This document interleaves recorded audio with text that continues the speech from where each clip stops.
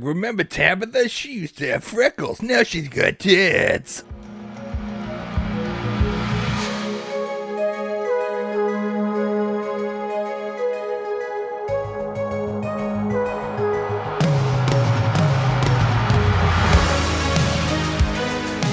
Welcome back, everyone, to S1E1, a show where each week we pick a different sitcom, watch just the first televised episode, forgetting anything we might know about the future run of that show, rate it and decide if it's a show we want to greenlight or cancel.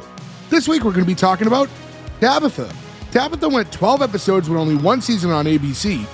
Here we're talking about episode 1, which was called Pilot, originally airing May 7th, 1977. To get things started, I'm Jay Gags. With me, as always, the boys, Joe, Ferg, Nick, and Gordo. What's going on, guys? Heyo. Hey. Television. Tacky. Spooky. Dookie.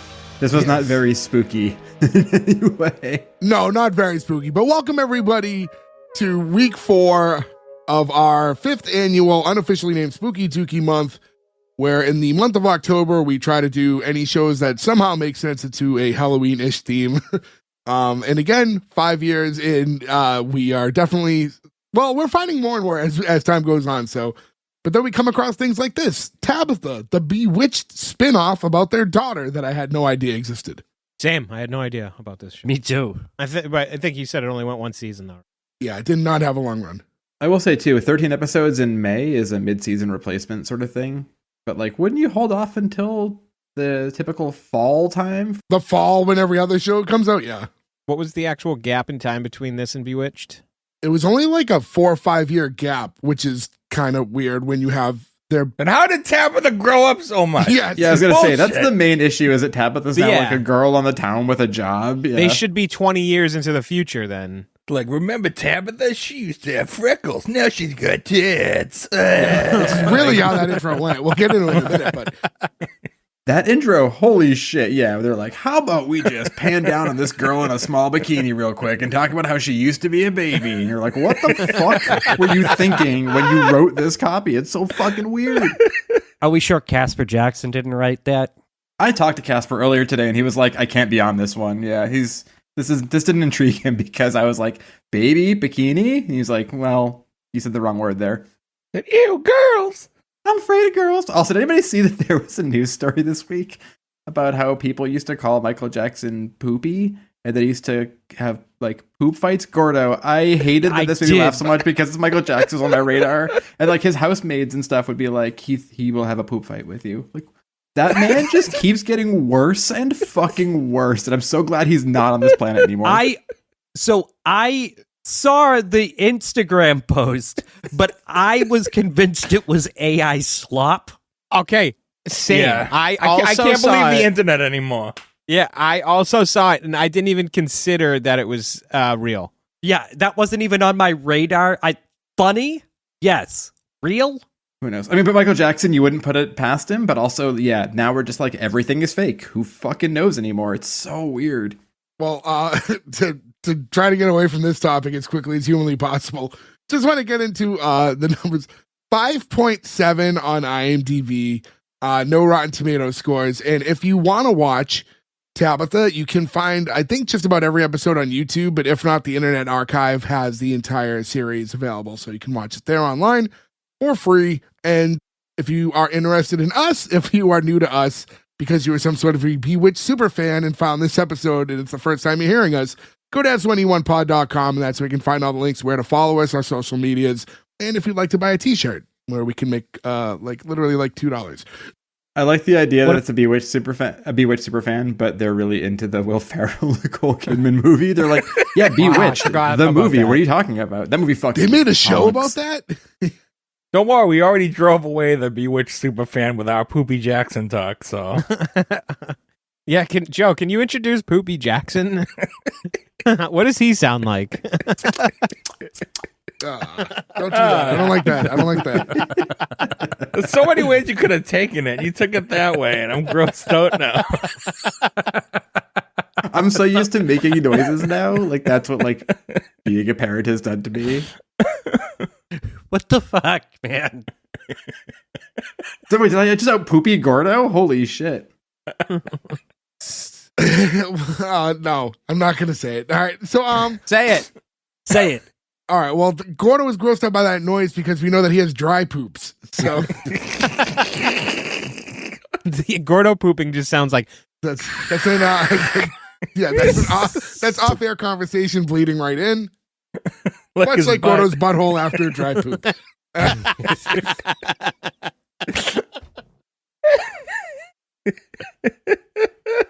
Now we've driven away everybody. It doesn't matter what kind of fan they are. No one's listening All right, anymore. to the 6 of you still listening, let's get into this episode. All right. I think you're being generous. So we get right into the intro. Starts with like a close up of a scrapbook. It's like a very nice scrapbook because it's a hardcover that's inscribed Tabitha. And then it opens up and we get narration. And it's like telling the story of Tabitha while we're seeing drawings of hers and photo album stuff, like pictures of her growing up. And we're learning that, you know, she's a typical little American girl who lived in a home with her typical family.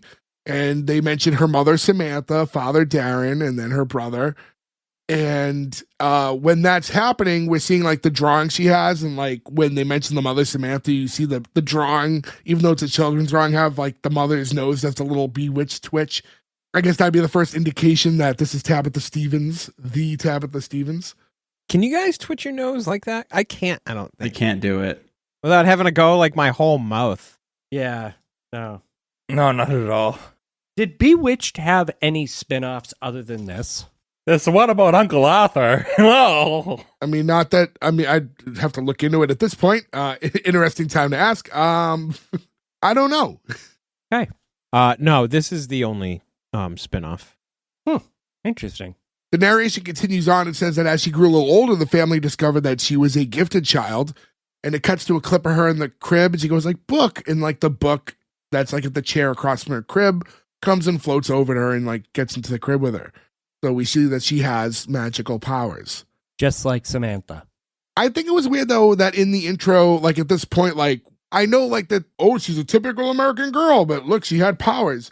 But like they mention her parents by name, but like don't want to say. yeah, it's almost like a different studio made it. It's like if you're watching this, like Yeah. her mom was a witch. Isn't it weird that she has witchy powers? Like not at all. Nope. It was as if they did a Bewitched spin-off without having like the licensing rights to anything other than being able to use names. You know what I mean? It felt like they were like avoiding it. The only thing I can think of is that they kind of wanted it to stand on its own more without, even still, you can use the name in the first episode, right? Like, and then not have to weigh on it too much after that. I think too they should have used like well, I mean I guess it depends, but like I felt like the cartoon of Samantha, you know, from like the original Bewitched was like so iconic that you could have just did like the play on that for this one. Yeah, like had like a teenage, however old she's supposed to be on a Yeah, you don't like. I mean, if they did that, we'd accuse them of being like too close to the original. So I guess there's no win. Yeah. We also find out like in this intro a couple other things, and like just to like not spend too much time talking about the intro alone. You know, she has powers, her brother doesn't. Was the brother created for this show? I don't remember him. He exists in Bewitched. Okay. I remember Tabitha. I just don't remember the brother. He's younger. They like switch that up. Yeah, because he's a baby later on, and in this he's like my kid sister, which is not how it is in Bewitched. Also, in actual Bewitched, like it was discovered that he did have powers, and they don't follow that into the show. But yeah, we're getting like the music and like, oh look, now she's all grown up. And as you guys said, they very purposely like mention like, oh, and she's all grown up now, and it's like her sunbathing to be like, check out her hot body. Felt weird from the fucking jump. They sexualized her in like a way that's weird for the time. Yeah. This isn't the only time either. This show is equal opportunity though, because they sexualize her in this scene where like she's a beautiful young lady in a bathing suit, and then like 20 minutes later, the guy who's younger than all of us, who looks way older than all of us, where she's like, he's a young handsome man, and it's like you shouldn't sexualize that guy though either. Like I don't know, I guess it's equal, but like geez Louise, everybody. That dude looked ancient. Oh, the weird Arthur. The professor. Yeah, the professor's like 34 when they film this, and there's people just age. We talk about it all the time. People just age No differently back then. fucking way. He's got the big fucking bald spot. Wait, who was 34? The professor. We'll talk about him. Yeah, we'll get to him. The guy who kind of looks like Meathead from All in the Family. Well, he looks like a fucking Timu Mr. Cotter. But regardless, the intro kind of continues on, kind of like fades in like from intro into episode where you see her like now like she gets in her car and drives off, and like that intro kind of goes right into where the start of the episode goes, where she drives into her place of work, which is a television station. Overall, I would say like the intro's fine. It's one of those storytelling intros, but where Bewitched, again, you don't have to necessarily parody the original, but like that one was so known for having like a classic like intro and theme song that was very catchy. And for this one to just kind of be like narration and we're going through like a storybook, it just, I don't know, for a newer generation version of the story, just kind of felt like an older way to do it. Like it just felt a little dreary. I don't know. I wonder if this is only an episode 1 thing. It might have, because the music picks up when they say now she's all grown up, and they try to get into like a little bit more of a modern thing, modern for, you know, late 70s, but it freeze frames on her in such a movie way. Like it was very cinematic of the time, right? Where like it freeze frames on her, like almost like a grindhouse movie, like an exploitation film. And like the title comes up and it's kind of like a funky score where you're like, it looks at the beginning of like Angel or something, like some like sort of like sex thriller movie from the early 80s. No complaints. I'm just saying that's what it looks like. So I think this is funny too. She gets into her parking spot, or she's trying to, and like the first time we see her like full on use like her powers now as an adult is someone's in her spot, and she, you know, does the little twitch thing, and the car whoop, like zips out of the spot and then parks backwards into another spot so she can pull into hers. When she gets out of the car, there's another car that was right behind her that parked at the same time. It happened to be her brother Adam. So as they're getting out of the car, he's like, Tabitha, I saw that. And she goes, morning, brother, which is like, okay, did you, like, you, is that so we, the viewer, knows? Like, why would you? It's exactly why, and there is 1,000 other ways they could have done this, but they didn't feel like thinking about it, apparently, so they just did the corniest shit ever. It's so you don't assume that that's her husband, because he acts just like Darren. Yeah, he does. He also looks like the Lost Brady brother. Yeah, I can see that. I just think they could have been a little more clever and slid something in, like, you know, like, now you're acting just like Ma did. Like, just some, like, within a couple lines. Exactly. See, better written already. I will say this, though. I feel like we were talking earlier where, like, maybe they didn't have the rights to everything and they can't hammer in so much that, like, hey, you watched this. Yeah. Right? They're trying to be a little bit like, just so we're following along and you know who this is, it's her brother. Like, I honestly understand a little bit if they can't use all of the backstory the way they might want to. They use a little twinkle sound. I think about this like once a month. Like if they invented the ability to teleport, how amazing that would be. Like we could all record together every week. We just like, we're all in a room together, right? Like I want to go to California for lunch. Like, Yeah. So if that was the case, would you be like, I'm going to sit in LA traffic every morning on my way to work in my car? Or would you be like, fuck this, I'll just be like, and show up in like a stall in the bathroom and walk out and no one would ever notice? Why would you choose to drive to work every day? She's kind of got like that Superman paradox where like she doesn't seem to have any limits Yeah. as to what she can do, right? So she can kind of just do anything all the time whenever she wants and is just constrained by the writing, right? So like you could explain away any plot of any episode by just, oh, she could have done it this way, right? So I don't know. They just made her too overpowered, and you're just not supposed to think about Well, it. if you remember back when we did the Bewitched episode, like that whole premise, a lot of that was based around the idea of like Darren being like, please withhold from using your powers as much as humanly possible. And that was Yeah. the reason like she didn't do it very often. Here, we're kind of in a different situation. Now it looks like maybe her brother was like, can you please hold off on using your powers? So maybe that's why she won't overdo it. But yeah, you need to kind of, when you have that kind of power, there has to be a reason you're not using it. She like used it right away in public. The brother saw it. It's like, what if other people saw it? It was like, you're in public. You just moved a fucking car. That's why Bewitched makes more sense, because when Darren says it, he's kind of being like, hey, look, we have a history of bad things happening to witches in this country, so maybe don't show people you're a witch to keep you safe, right? And that like Not in the builds up the whole 1970s. premise as to why she wouldn't do that. Then we fast forward to her, it's like, don't be a witch, it's stupid. It's like, wait, that's not the same thing. There needed to be something like, if people discover your powers, you lose them, or something like that. Right, But give us instead they some just go, stakes to don't be do like, it, yeah. society. Like, if they find out you're a witch, they'll fire you. Which, like, you can just witch Yeah, yourself right. some money and not go to work anymore. I don't know. That's the hard thing where it's like, I just see old laziness. That I find that hard to believe because if a movie studio or a TV studio had a witch, they would fucking put her right on TV. It'd be like, do witch things. Yeah, but people would also try to capture, kill, and do all sorts of things to them, right? Like, you become a target at that point. Not in 1970s, maybe in the 1870s. It's not that far off though from then. It's not as far off as I you think, yes, in 1970, if somebody came on TV in the 1970s and said, hey, everybody, I know you just watched The Exorcist and you really enjoyed that. Also, I'm a real witch. I'm pretty sure people would be interested in trying to contain that person. All right, touche. With all the powers she has, it's like she's super interested in like conservation and stuff. It's like with your powers, you could just fix all the Earth's problems. Guys, clean air.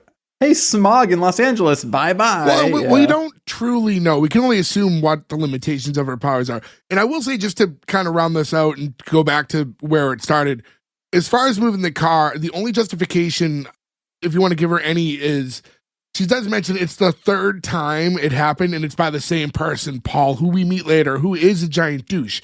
So, like, I can see why, like, she let it go twice, and then now she's like, okay, fuck this. Like, I'm not just going to let him keep parking in my spot. Yeah, but what a real person would do is slash his tires, you know what I mean? Be like, or deflate his tires. I would use his power to make his day harder than being like, now you're parked next to the dumpster. I'd be like, okay, well, now your tires are flat, your windshield is dirty, and I don't know, your seats are all fucked up. Like, I don't understand just being like, I moved your car 5 feet. Your day's gonna be so much worse now. You know what comes to mind is when we did Sabrina, they have the Witches Council, right? So like they're kind of limited by what they can do because the Witches Council can like, or isn't Penn from Penn and Teller in the Witches Council actually? Yeah. Now that I remember. Yes. So yeah, I mean, they could have even done something simple like that, you know, you can only like, because even Sabrina did like little things here and there, but you can't do anything wild. Otherwise the council goes after you. They have this conversation. She promises to her brother she'll be a little bit more mindful about using the powers. Cuts to inside. Now the two are kind of walking into the office area at the television station. They're continuing on with this whole conversation about, you know, the use of the powers. They talk about like, you know, sometimes I wonder if this is all like you telling me not to use them is like jealousy because, you know, I got mom's powers and all you got was dad's chocolate allergy. I felt for him in this moment. I'm not gonna lie. I would be fucking pissed, just FYI. Put yourself in that situation. Your sibling has all this cool fucking, you know, witchy powers and you just you can't do anything. I would, oh my god, I grew up already angsty and it was nothing like that. If that was me, man, I'd be so fucking mad. But I guess for her point, she has all these powers and she's not necessarily doing anything bad with them. And she has her brother constantly telling her, don't use them, don't use them, don't use them. So maybe she is being like, hey, is the only reason you don't want me to use them because you don't have them and you're jealous of it? Like, I guess that's like a fair question. Yeah. Now, do you think his dad is their dad is Dick Sargent or Dick York? Sergeant York. I think if you go by season, technically It different would fathers. have to be. Yeah. Oh yeah, oh my god, their step. That's why they're so weirdly close. Uh-oh. Yeah. If he could freeze her, you know, there'd be a different scene altogether. Hey. Oh, look, you're doing the laundry. Let me just freeze you real quick. She's asking, like, you never thought what it would be like to be a warlock? He's like, no. It's like, oh, you'd be able to, like, you know, basically move up the ladder so quickly with just like a you know, wink of an eye or whatever. And she does like a snap at the time and he gets like nervous, like, you didn't do anything, did you? Like, probably not. Which I thought was going to be what happened in this episode. Like, she like snapped and then suddenly he was like the president of the company and that was going to be like the episode. That would have been a better plot. Yeah, I would have enjoyed Yeah. that, But I think. but yeah. she snaps. He does get promoted, but it really isn't her, and he doesn't believe that he earned the job, and like becomes a whole issue. Yeah. That's better. Oh, I like that. Yeah, that's kind of like a twisted. Well, yes. There's a lot of ways they could have gone with this episode. Instead, they went with classic 70s date rape. Hard too. Guys, this is not a good episode. This is not a good episode. Tabitha walks into her like office area. This is where we meet Marvin and Paul. Marvin's like the head producer, the boss over there. Paul is the one who stole her parking spot. He's the on-air talent.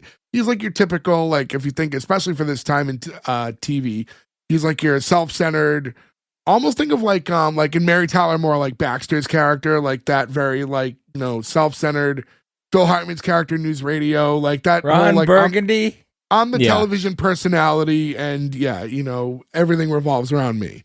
And Robert Urich, like a handsome, tall guy. This is like right after Magnum Force he was in. He was around a lot when we were kids too, because all the Spencer for Hire movies were on TV a bunch. You ever watching those at all? No. No. Yeah, kind of.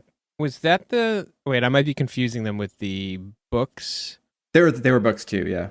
And our introduction to this character is him holding up like two like blown up headshots of himself, being like, oh, which one should we hang up? And ultimately, obviously decides on, let's just go with both of them. I do love the idea at this time too. He had to go to like a photo printer and be like, I need like 12 by 12 photos of me in this. Like he'd have to pick them up himself. Like I love the idea of like your narcissism is so crazy that you do that on your own. Ferg, I agree that it was a little too on the nose until you get to know him, Yeah. and then you're like, oh, okay, it tracks back. But it was just like, it's a step away from him walking through the front door, like carrying a mirror going, yes. Oh. Yeah. I feel like his character though and Mel's character are the only ones that actually build out in a way that you feel like their characters make sense for other episodes of a sitcom going forward. Him and who? Mel, the boss, right? Is his name Mel? Oh, yeah. We find out that the next episode of their show that they're supposed to, I guess it's like an interview style talk show. Henry Kissinger was supposed to be the next guest. He's now unavailable. He canceled on them. And now they need to figure out who the next guest is going to be. The first suggestion was like, well, can we move Billy Carter up? He's doing next week's show. Can we move him up to this week? We find out, no, he's busy tomorrow night. He's doing Mary Hartman. I looked at Mary Hartman, listed as a sitcom, but then I read the description and it didn't sound like a sitcom. So I'm going to have to look into it to see if this is a show that we could do. We've talked about it before. The girl who plays Tabitha is a Hartman. Yeah. In real life, her last name, right? Yeah. Well, here, the show Mary Hartman is a show from 1976 about a small town housewife who struggles to cope with the increasingly bizarre and violent events unfolding around her. It's super funny. The spinoffs are even funnier. Okay, well, follow me along on this one. Martin Mull, who we talk about all the time, right? Who's in tons of stuff, was in shows this past month with us. Last week, yeah. He hosts a talk show on that in the town they're in Fernwood, that gets its own spinoff. And then his partner on the talk show is Fred Willard. So imagine late 70s, early 80s, Martin Mull and Fred Willard at their funniest doing a daytime talk show spoof show. It's fucking amazing. And that spins off again into America Tonight. So, like, trust me, all those shows are very funny. Oh, God. I'm looking at pictures of this. I really don't want to cover this. well, anyways, for that reason, he can't do the interview a week early. And now they're like kind of scrambling, trying to figure out different ideas of what they can do. Also, Billy Carter, you guys know about Billy Carter, right? No. Okay, Billy Carter, this is like one of those characters like Roger Clinton. Remember Bill Clinton had like the dumb like brother that everyone was like, oh, he's got this like deadbeat brother.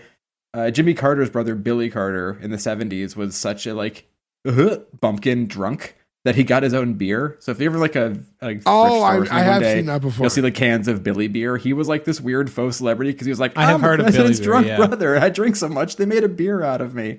And this is not about politics now in any way political. I just miss when the world was so easy that it was like, what's the funniest or weirdest thing about the president? It's like, well, he's got a drunk brother. Like, life was so fucking easy when that was the biggest concern about whoever was in charge. Ultimately, Tabitha goes, ooh, what about Andrew Collins? I have an interview lined up with him in a few minutes. He might be perfect. Like, what's an Andrew Collins? And he's like, he's not a big celebrity, but he wrote this book about fuel conservation. He's like, whoa. He's basically like, Paul saying, I could give a shit. This is not the type of thing that I want to do an interview on. It's not important enough. They're kind of at odds over that. Marvin leaves. Now Marvin goes to Tabitha. Hey, you look really wicked this morning. Is it because I parked my Mark V in your space again? She's like, it's not in my space. He's like, of course it was. I remember thinking when I pulled into it, oh, Tabitha isn't going to like this. But tough. I'm a star. Like, wow, what a fucking cock. Yeah, that's when you realize he's doing it on purpose. He's not just aloof, and you're like, wow, he sucks. This guy is next level douchebag. They overwrote it. I can't think of a better douchebag. I don't think they did enough to like make him pay for it, which is like what you want to see, like when you build up a character like this. Yeah, because he is apparently a main character, right? So like they can't the payoff would have to be him getting like humiliated or whatever, and then his entire character changes, or he gets fired or whatever, and then he's not. But if they keep rolling with this guy as douchey as he is, that would be interesting to see. My favorite thing about this is coding an asshole is so easy. And like, for you said overwritten, I think the best underwritten part here is anybody who calls their car by its make and model is like immediately Yeah. a total shithead. I mean, if you're not like, my car was parked there this morning, he's like, my Mach 3. It's like someone was like, my fucking sports Beetle was parked there. You'd be like, fuck that guy. Jay drove a Mark 5, didn't you? Mark 7 or something like that. Oh, yeah, that might have been. That was my yeah, it dad's would've been car. later, That yeah, and then I ended up driving it. I would have liked Jay if you were like, my LL Bean Cruiser is parked over there. I had an Eddie Bauer series. Oh, that's what it was. It was Eddie Explorer. Bauer, not LL Bean. Sorry. But yeah, no, I was not like, oh, the Eddie Bauer is out front. Right, yeah. Here's my thing. Tabitha, although does seem to have like some sort of an important role in this television station to a degree, this guy should have a parking space assigned. If she has a spot, then he definitely has a spot, and it's a better Yeah. one. Yeah, he's way higher up on the pecking order than she is. Yeah, he's the star of the show. He has like one of the top He spots. apparently gets to call all the shots too. He threatens to walk. You'd think he'd have like the spot directly in front, like over anyone. You'd think he'd have a driver the way he acts. Yeah. No, I don't mind writing like a conceited character. I just think they overdid it with him. Where there's like, you have to have a little bit of like underlying and like, oh, he's too stupid to realize he's an asshole. But no, he's just a complete dick from the first time you see him to the end of the episode. Yeah. Not that I know it's worse. Rapey guy, you just kind, especially in this kind of time in television, like you kind of almost expect his character to be like that, and like the womanizer. There's something about intentionally parking in someone's space and then bragging about it, which I know it's not as bad. Don't get me wrong, but like there's something more intentional about it than being like unaware of how he's coming off that makes him like a real asshole. And you're right, he doesn't get enough of his comeuppance. What does make sense to me, though, is that in a scenario like this, if you're like, usually it's like, oh, his spot is right near the door, right? Like the best parking spots are right up front. But the parking spot she moves his car to is right behind his parking spot. Like, you'd have to walk an extra 4 feet. Like, it's not like it's, oh, he's on level 8 and I have to walk all the way down now. Like, that's the thing that makes no sense about this. It does not make the stakes high enough. And you know what? Not only that, he got backed into the spot. It's going to be an easier exit. Yeah, way easier than backing She didn't out. even put his driver's side door next to the garbage. The real should have been she parks in her spot, but then uses her powers to have like a bird shit on his car or something fall and like Yeah. wreck his car. Yeah. The Skylab spaceship satellite, whatever falls on his car. That's how we start the episode. Then after Paul leaves is when Professor Collins walks in, and him and Tabitha, Woo! What a babe! yeah, very handsome young man. He's an attractive young man. He's 33 here. I just double checked, by the way. He is 33 here. That's wild. That man is fucking 53. When they're talking though, like I'm trying to figure out like, so she's like, oh, I have an interview with him. What's their interview for? If anything, I would think that like if she interviews people, it's to pre-screen them for the other show anyways. I was thinking pre-screening, yeah. Like the internet doesn't exist, so you're not doing like an article for your like website, and I don't think they're also a newspaper. So what was it for? Then like wouldn't he be lined up to do the show anyway? So it's weird that Paul's like, I'm not interviewing this guy. So for him to even be in this position with Tabitha is like kind of like, huh? Well, regardless, they're talking, and there is I don't want to say like a spark, but there is an element of it there, I guess. Yeah, his dripping young good looks caught her by It's like, was surprise. this guy the writer? Did he write those lines about himself? I think it's honest, though, if you're smart or you're funny, right? Those two things get you further than good looks sometimes, right? And this guy is a smart... He must be very smart because he wasn't funny. Well, so I think she had read his book. He overshoots his estimate on how long it's going to be before we're bone dry of fossil fuels by a little bit, because he says in 30 years, and we are now like 50 years for this episode. And even though it's not a great state for fossil fuels, everybody here has got a gas-powered car, and there's not a run on gas, you know? But at that time, that was the fuel shortage time, too, in America. It'd be funny if she made a bunch of dinosaurs come back and then they all died. Well, that's like what I was saying. Is she has the ability to make as much gas as she wants. Use your powers for good, Tabitha. What if her powers for gas only included farts? We didn't need that at all. Can you just imagine? Laughing at Jay's reaction was just, It's just like there are times and there are plenty of episodes where it's so easy to shoehorn that shit into episodes. And then there's the ones where this is literally we've made fun of Gordo for doing this specific thing where this has nothing to do with anything, and he just says farts like it's a Mad Lib, and it doesn't even fit into the context of the sentence he's saying, and that's where we are right now.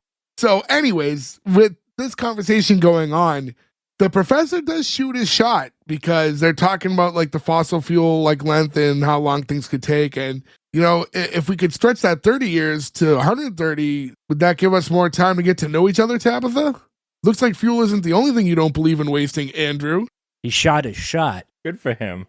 You miss 100% of the shots you don't take. So then we cut to Tabitha, who's now doing like this like walk and talk with Marvin, and she's like trying to sell him on Andrew being the next guest. Like, he's a full professor, but he's young and he's good looking. It's weird that they keep getting to how good looking he is, because I know you guys joked about it, but like he's like at best an incredibly average looking man. At best. Yeah, but he's an incredibly average-looking, middle-aged man. Well, we know in real life he's not, but like in reality, like for the show, he's in his young 30s. But like she's also, as the intro told everybody, like a hot blonde girl, and she's like smitten by this dude. It's like 30-year-old scientist or whatever. It's so at odds with itself. It's just like the time. If he had better like modern glasses, better hair, because his hair's all over the place, yeah, he like might maybe look if the younger style, than he is. Maybe he's like a 70s 10. I mean, he does look of the time, right? Like, yeah, he doesn't make sense now. But again, if you cut his hair a little shorter and gave him different glasses, he'd probably look like a much younger man. So she's selling, Marvin, and saying like all this stuff on conservation. It's important and controversial. And as they walk, they pass by Paul, who's sitting on a couch. And he's like, and boring. It's like, oh, who wants to hear some do-gooder explain how to squeeze toothpaste out of the bottom of a tube, huh?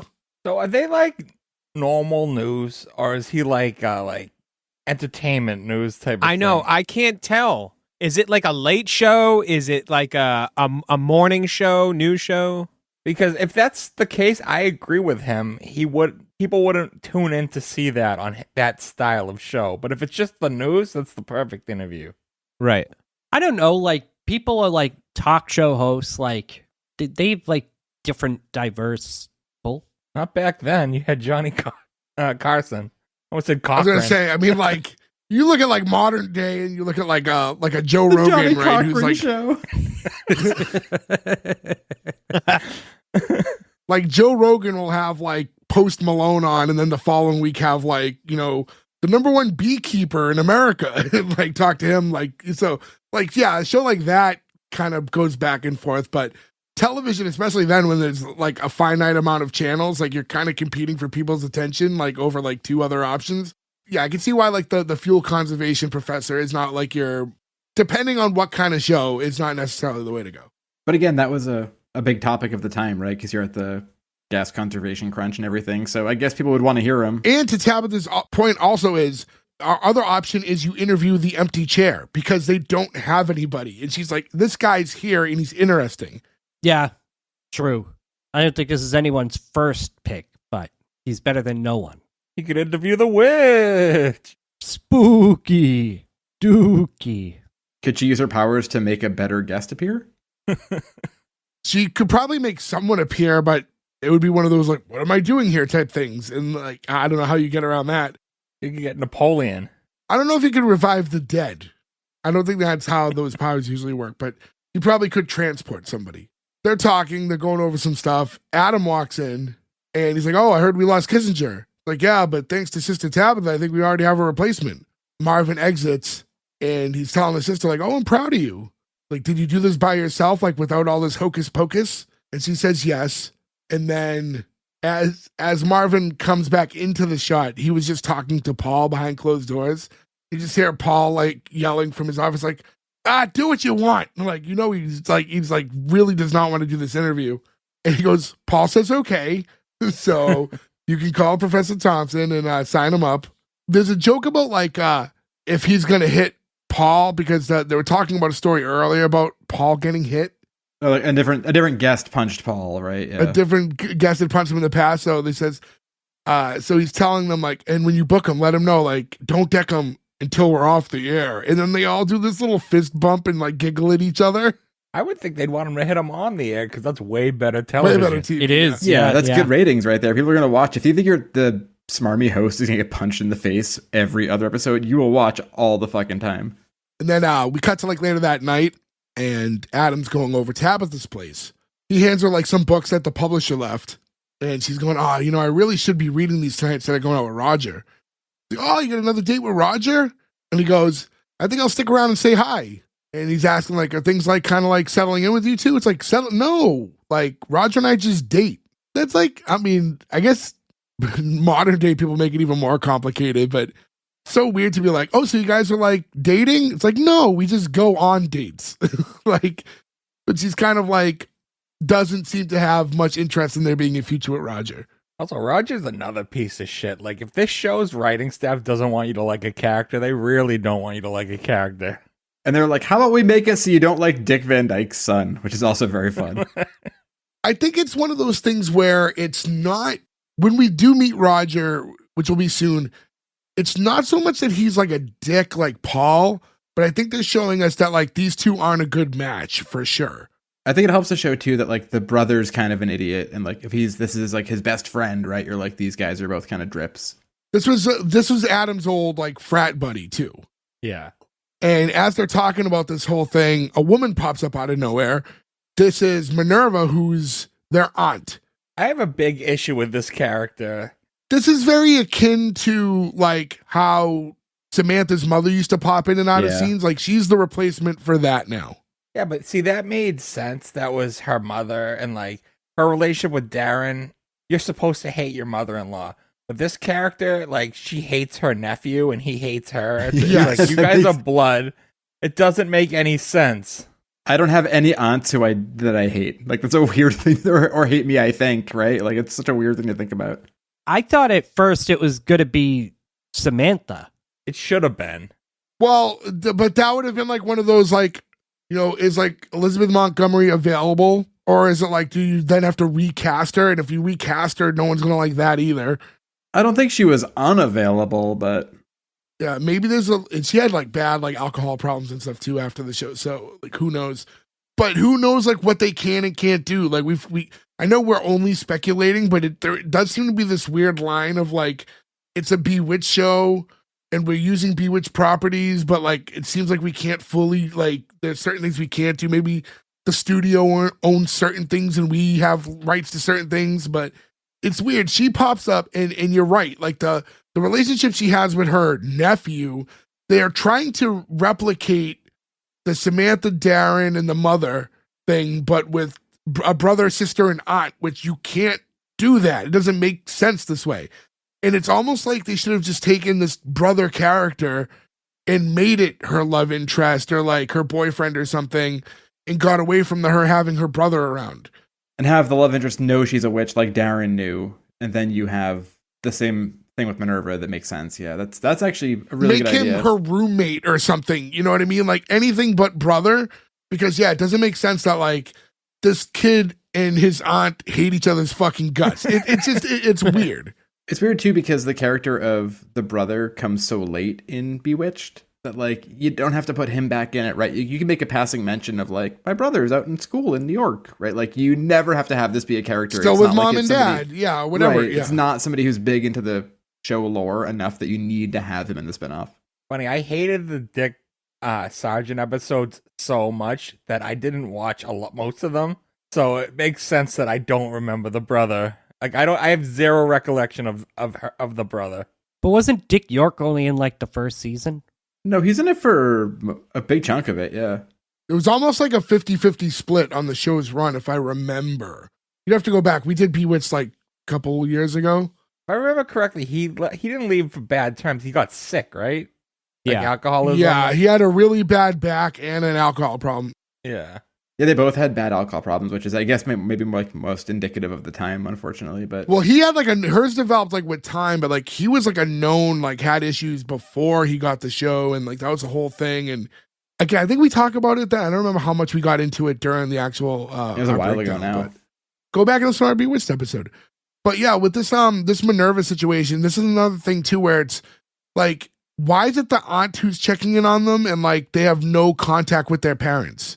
Yeah, I wondered the same. And that's the other thing with the show. Like, all right, if we can't use Darren Samantha, if we don't want to recast and the actors aren't available or whatever it is, it's just weird that like they mention their parents briefly and they have this really close-ish connection with their aunt who's sisters with Samantha, but yet the parents are nowhere to be seen. It's weird. Yeah. It might be something that was out of their control as like when they created the show, like they just can't use them for whatever reason, but it just raises eyebrows when you have the aunt popping in like this. It just feels like they were trying to shoehorn in something from the original so hard that they lost the plot a bit, and they were like, it distracts from the actual show. But I say what? She's getting my last Minerva. I'll tell you that much. Heyo. Boo. Imagine if Minerva farted. That would be way funnier. I wouldn't go that If she far. just Do you came think in and Minerva went- and Mona were friends? Don't make fart noises on the fucking... I hate that I can't be like, Gordo, edit that out, because you will leave it in purposefully out of spite. You know what? And I'm going to make you go, oh, and then... You're going to make me go, oh. He thinks this is hilarious. Like when he does it, he thinks it's very, very funny. X going to give it to me. Wait, who's saying make it go, I can't remember anymore. Master P. Master P. Master Go P, back and listen to okay. our Bust Down episode. Right, we just talked about it. Like, I gotta remember. We have so many episodes. There's so many. That one was recently, and I'm still like fucking scene missing in my brain. So this conversation's going on with Minerva and Adam, and they're talking, and she's like they're like going back. They clearly don't like each other, as we were saying, and she's like, and then you move out here and he gets you this job in television, like tacky. She's like, but I love my job. And then she goes, and worse than that, you've been in Hollywood a full 6 months and he has yet to take you to one of those really kinky parties. And I was like, the fuck? Yeah, everybody immediately was like, what? How come your brother doesn't take you to any kinky Hollywood parties? Like, did kinky not mean the same thing in the 70s? No. This is 1977. Kinky meant the same thing. 1,000% meant the same thing. Yeah. That basically meant like Jack Nicholson was like, I found your keys in the bowl. Like that's what that party she's talking about is. And I'm guessing Minerva went to. Well, she doesn't seem too much older. She's not that old, yeah. She's still kicking now. She's 86 now, so. That's not the point. Who would be like, I should take my little sister to the sex party I'm going to? Witches, man. They're weird. I mean, how many witches do you know? Well, he might have if he actually had the powers, but. Step Warlock, don't. Warlock blocker. Ooh. Okay, that wasn't that bad. Come on, Warlock block. Because of cock. Guys, give me a break, okay? It's been a long day. You're lucky we gave you the joke earlier. I know, I'm really scraping the barrel this week. So they continue talking, doorbell rings. It's like, oh, Roger's here. Minerva's like, oh, I wanted to check out the kind of men your brother's been introducing you to. And he's like, hey, like Roger's, a normal fraternity brother of mine. It's like, oh God, deadlier than I thought. And then Adam rushes over to like let Roger in, who I thought just my instant thought when we first see Roger is like, he looks very old. Yeah. Like he looked more of like a grown man. Like, we talk about the professor and like that was more just kind of like aesthetics on like how he presents himself. But like this guy I thought looked like a grown man pretending to be a child. Or like in his 20s or whatever, but like. That makes more sense to me because he's like, I'm the frat boy guy. And if you think of like Revenge of the Nerds and stuff, which were only like, 7 years after this, where it's like people who are like, I'm in college. It's like, you're 40. Like, you're not in college. You were an older man. But Joe, and as you mentioned earlier, Roger played by Barry Van Dyke, the son of Dick Van Dyke. You know what's crazy? One of the true crime podcasts I listened to was doing this like really in-depth story about serial killer recently, and the district attorney who like put him away was his brother. Like Dick Van Dyke's other son, who didn't go into acting, was like a really well-known DA who like was up against a bunch of serial killers and stuff. Like what an interesting fucking family reunion that must be. Like imagine the conversations they all have with each other. So weird. Dick Van Dyke, who turns 100. Was Barry Van Dyke in Diagnosis Murder with Dick Van Dyke? He was. I have no idea. He was. Okay. Barry Van Dyke, aside from Airwolf, which was like a recurring role he had for a while, most of the stuff he's done in his career is like other Dick Van Dyke stuff. Gordo hasn't seen anything ever, but he knows diagnosis murder. He knows gray-haired Dick Van Dyke. Like, he totally tracks, yeah. My grandmother used to watch it religiously. Yeah, because it was for old people. She's the one that's got control of the TV. What am I going to do? Say, Nana, you can't watch that? I remember that was always on at your house. That and what was the show with Cheech? Porn. Nash Bridges. Nash Bridges was always on Yeah. at your house. My grandmother liked. I love Nash Bridges. Nash Bridges is not as good as Miami Vice, but it is a good update. Diagnosis Murder I always thought of in the same way as Matlock or Barnaby Jones. Yeah. Nash Bridges definitely led to like the CSIs and stuff like that. Yeah. Yeah. When Roger walks in, him and Adam do that really dumb handshake. Like, oh, the old frat handshake, but it wasn't like involved enough to be like a secret handshake to me. It's just like, look cool, the secret handshake. What's up, Roger? Here to fuck my sister? Make sure you're wearing your varsity jacket when you fuck her, Roger. Like, okay, thank you. So he's telling Roger, hey, Tabitha, she'll be right out. Tab isn't ready yet? Like, no, she's running a little late. Well, it's 7:24. And you cut over to Minerva's like, oh, just what every romance needs, a timekeeper. Oh, we skipped over it, but they sexualize her in this scene too. When she's getting dressed, she comes out with the thing all the way zipped yes. down, and they have to Minerva show, zips they it, have to yeah. show her zipper it up, so you think, oh, there were titties there a minute ago, and then Minerva zips it back down. No offense to the Van Dyke family, but like Roger doesn't get that. She did the pop out of the closet area too before she put a shirt on. So you just got like the double shoulder exposed to be like, ooh, she's not wearing a top. Woo. This episode is way too sexualized. It's so fucking weird. It's funny for the time. Yeah. And she comes out, she's done getting ready. He's like, come on, Tab, we got to hustle. Basketball game starts in 36 minutes. I want to be there when the whistle blows. I don't know why that's so funny. Also, nobody talks like that before the whistle blows. You say before tip off. Like, what the fuck? 36 minutes? Like, come on, dude. Now it's 34 minutes.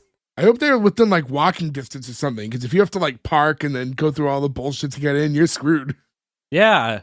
Now, I forget in Bewitched, but could Tabitha bring Darren with her magic? Or could it only be her? I think she could do anything as far as I know. Yeah, she had like godly powers. That's how you know this dude is not going to make it. Because if she really liked him, she'd be like, oh, shut up. We'll show up 1 minute later. Like, bloop. And like they pop in there. You know what I mean? Like, this is the transformative power is not being used here. I think show that this is not a long-term commitment with her and Roger. Well, she kind of says that. In a way, she kind of just said, like, we just go on dates. Like, this is just a guy that kind of fulfills a need to have someone to do things with. One thing I remember about Tabitha from Bewitched is she couldn't do the nose thing. So she had to always do it with her hand. Yeah. Should have had her do it on this show. Just so hey, this is the same character, just so you know. So after he made that, like, wanting to get to the game before the whistle, the aunt chimes in again from the side, like, she ought to blow the whistle on him. And he's like, excuse me? Like, oh, this is Aunt Minerva. She just wanted to tour the place, Raj. It's her first visit. And Adam's, like, trying to push her, like, into a different room to, like, get away. Like, Minerva as, like, she's, like, talking to Adam in the other room. So, like, oh, nice. Like, you fixed her up with Daffy Duck. She really goes in hard on the Daffy thing. And it's kind of funny, honestly. Would it be funnier if he was Donald Duck, that every time he tried to talk to her, he's like, that would at least get a couple of laughs out of me. Wasn't expecting Joe Donald Duck impression. Berg's doing a Donald Duck right now, too. You just can't see it. It's just going to say, Ferg's impression is happening right now. We just can't see it. So Tabitha's talking to Roger in the other room now. It's going, hey, you think we could possibly forget the game? Forget the game? Why? It's like, well, I really need to read this book tonight, and we're having this guy on the show tomorrow, and he's like, oh, I get it, your job again. And she's like, no, but like, I can fix a little dinner, and like, the book won't take that long to read. He's like, tempting, but they'll need me at this basketball game, so I guess I'm gonna have to go alone. Tomorrow night, don't bring any homework. We're going to the chorus line, remember? So does he like Does he work for the basketball team? I'm very confused now. Why do they need him at the game? Maybe because he's such a fan. Like, I'm wearing my Lucky Socks tab. I can't miss the game now. I assume they're going to like his old college, like for their game, not even like an NBA game, and like they need him there for support. It's not like a Lakers game. Also, what threw me off on this too is I feel like I can read fairly fast. A 300-page book will take you hours and hours to read if you can even sit there and read a whole book cover to cover. Furthermore, why does she need to read the book? Didn't she already interview him earlier in that day? Like he was in there She for an probably interview. prepped some of the questions and stuff. And I was under the impression that she had already read his other book. And she's kind of smitten by this young buck here. Actually, she's doing research to fuck. Yeah. Maybe that's what it is. Right? She's a real cheater. Remember on page 75 when you said, like, what a boring way to hit on somebody? As far as reading speed, do you guys remember those infomercials when we were kids? And the guy was like, "Oh, I do like speed reading," and he would just like, and, like swipe his hand across the page and be like, "I remember that whole page." And he's like, "I could read a book in like 10 minutes." And looking back, you're like, you're full of shit. Meanwhile, I'm like the kid from Billy Madison. Today, Fergie. Today, Junior. I was so intrigued by those infomercials when we were kids, though. I was like, "That's the coolest shit ever." That's more intrigued by Muzzy. Plaisir, le grand plaisir. Bisha la Janvi. I have like a 35 book pile right now of my like to read, and I try to read a book a month, and I never make that. So this was gonna like die with me. Like I keep buying new books. When new comes out, you want to read, you buy it. Audiobooks. Yeah, I've just recently started getting into audiobooks. I'm a psychopath. I need a real book. I just can't sit and read and not like veer off and think of other things to do. I just can't quietly sit and read. My brain will not let me do it. I try to read at night, and I get like 3 pages in and I fall dead asleep. Like it will take me a year to read a book. For somebody who uses the bathroom and enjoys the bathroom as much as you, I can't believe you're not a bathroom reader. He's too busy on his phone looking at the dumbest memes you've ever seen in your life. Yeah, that's the issue. If you put your phone down in the bathroom, you could read a ton. It's Jay's issue, too. He can't separate from his phone long enough to... I mean, it's all of our issues, really. You know, back in the day, I used to have a magazine rack in the bathroom. Now, I think we all did, yeah. I don't Now I have have that. a gun rack. I don't even have a gun. I just got 2. Congress is trying to ban these. you keep doubling down. Yeah, while you're wearing just your fucking keep carpal going. tunnel fucking hand brace too. You're like, watch My out, carpal world. tunnel. Yeah.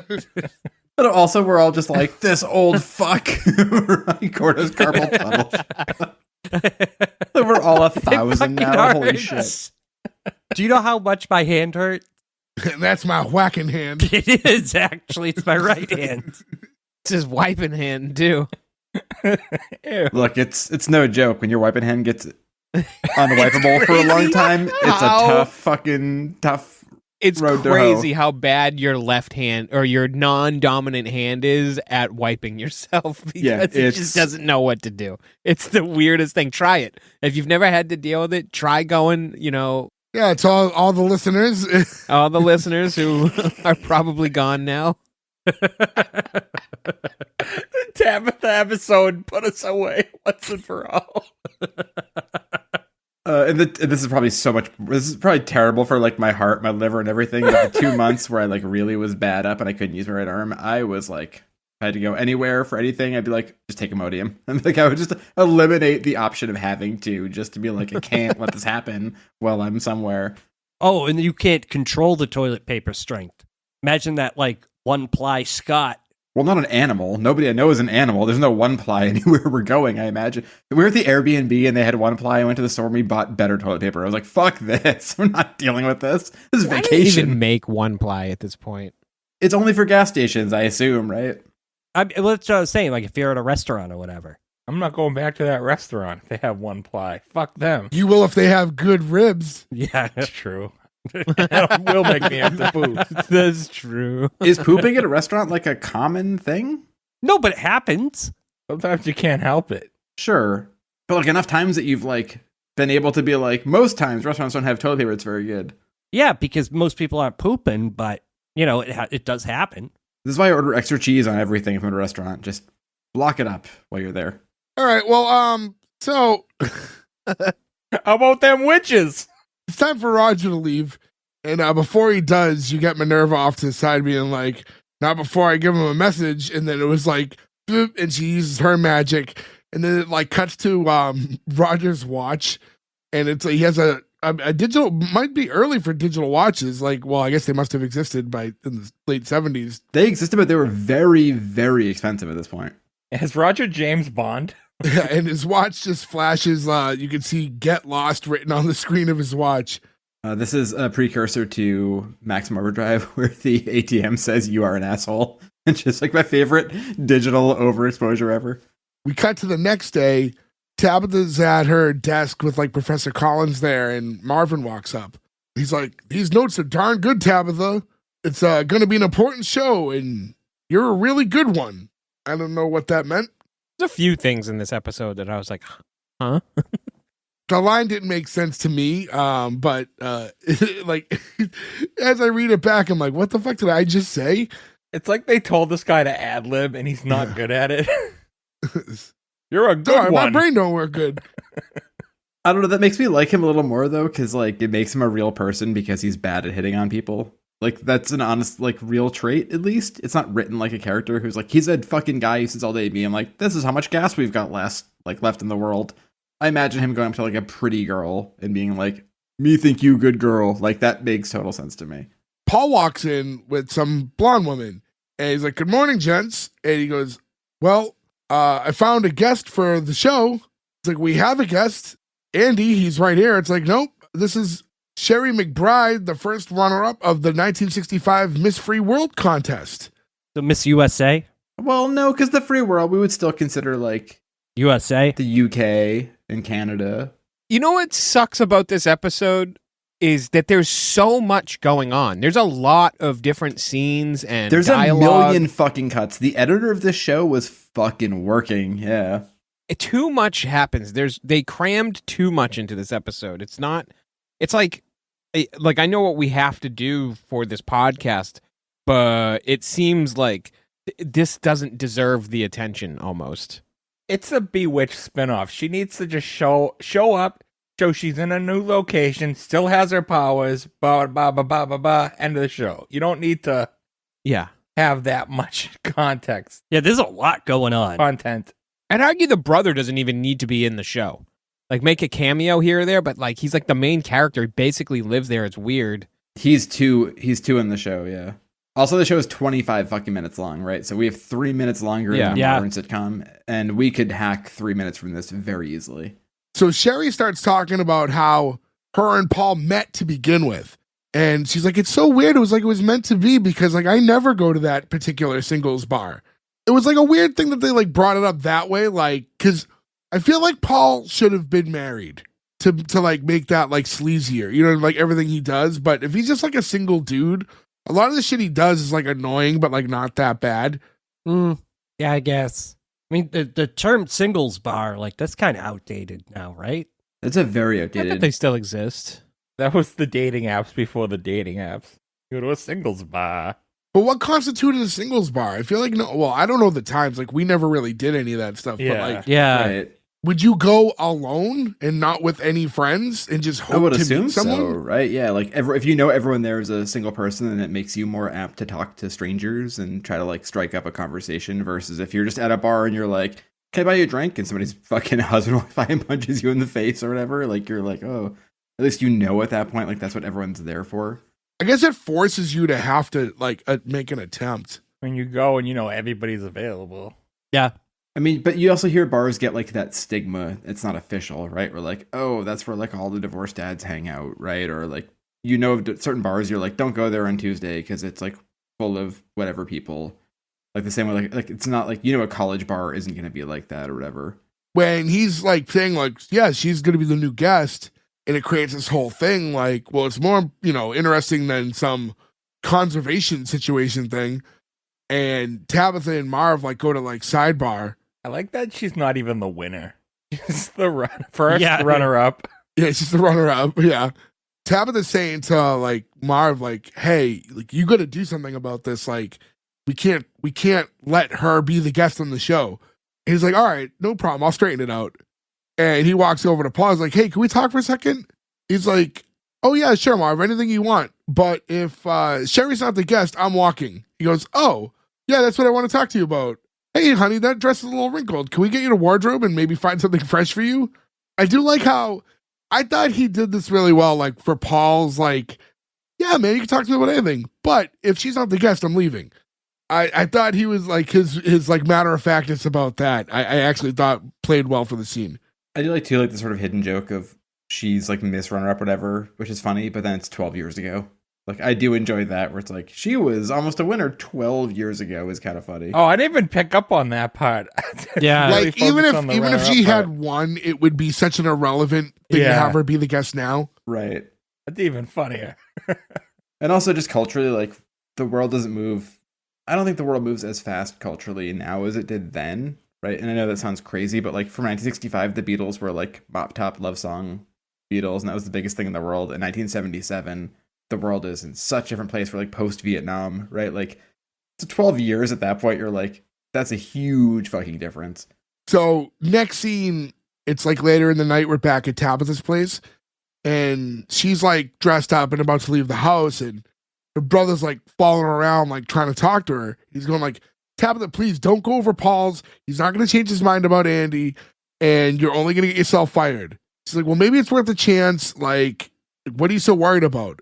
It's like one of those, like, I don't know. I felt like she was like a little dressed up for the situation. Like when the scene first started, I thought she was like heading out somewhere, like that she needed to be like done up a little bit more. I don't know if it was the dress or whatever, but like the whole, like she like got ready to go to his house to talk to him. It threw me off a little bit because I thought it. Well, it's also date night. She's supposed to be going to chorus line or whatever.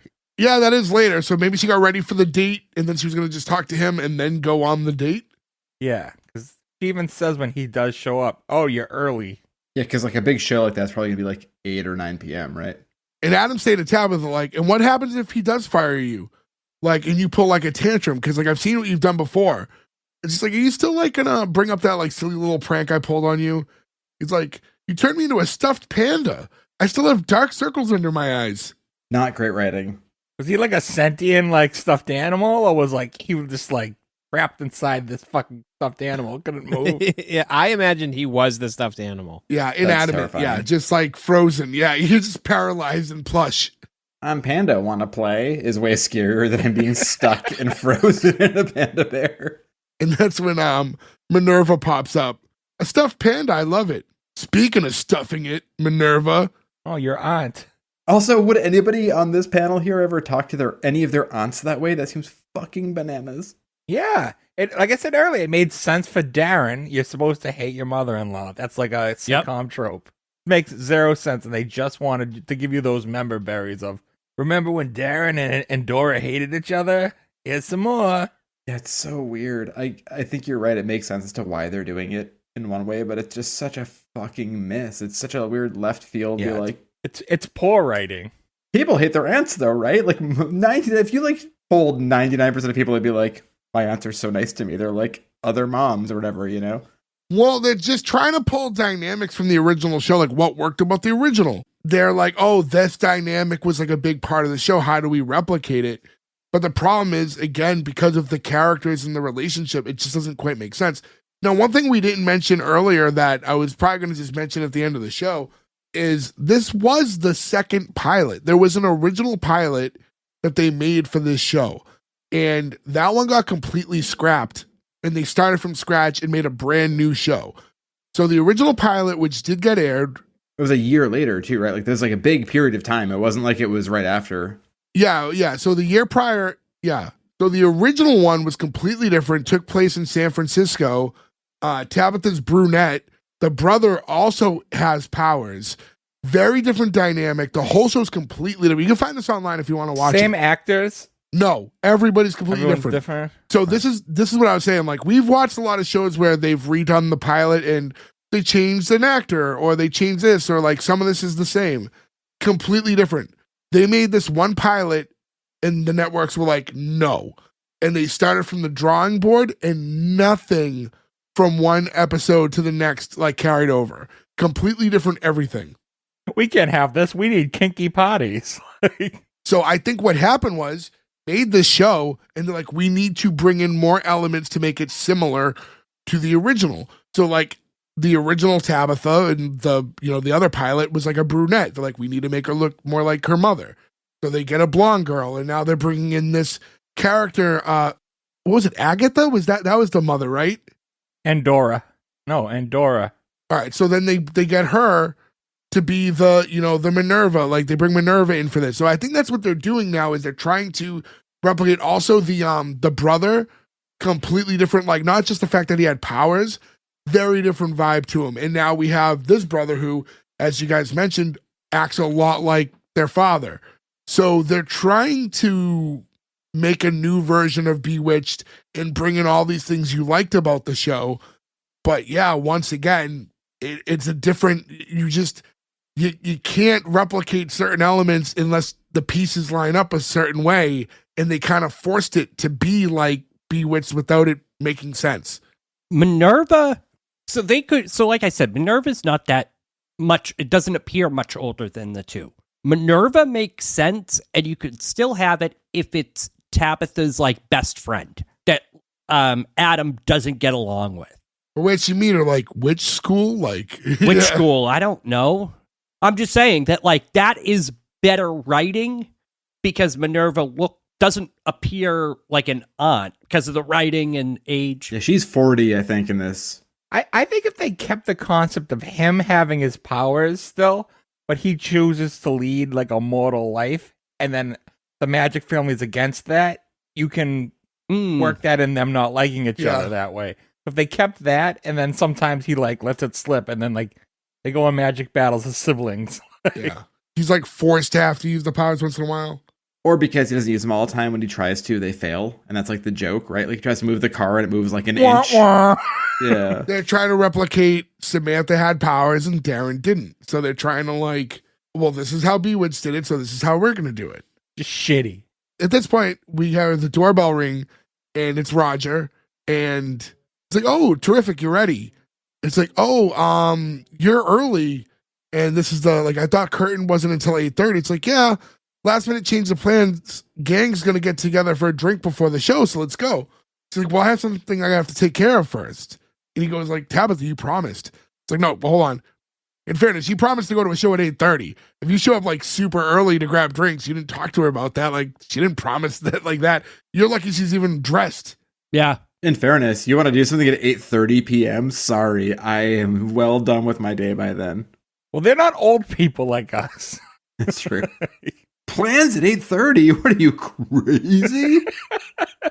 This is when Minerva like points and freezes Roger. So now Roger's like frozen in place like a statue. And we get Adam going like, my God, you killed my best friend. Like, stop.